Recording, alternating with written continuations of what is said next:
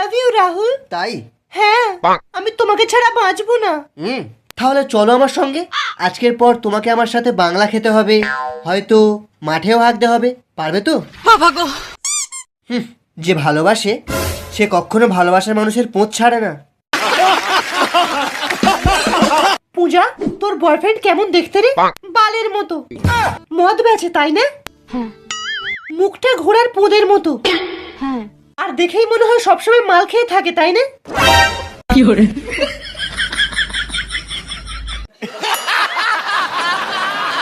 নমস্কার দাদা, আপনি পূজার দ্বিতীয় বাবা তাই না?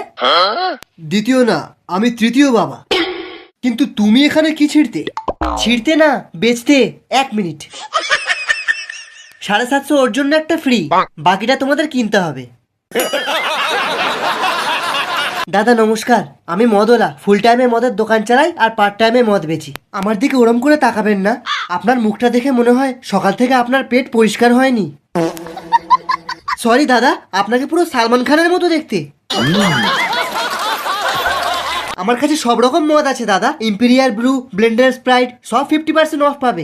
ঠিক আছে, ভেতরে চলো, সব ব্র্যান্ডই একটু একটু করে টেস্ট করে দেখবো।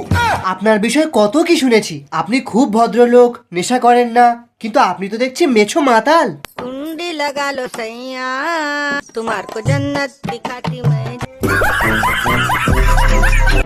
দেখলে পরে তোমাকে আর কে আমাকে রাখে, গুটকা খোর বলে থাকে লোকজনে। ঘুম থেকে উঠে রোজি গুটকার প্যাকেটই খুঁজি, বাস যাচ্ছে না কি কঞ্চি কে জানে।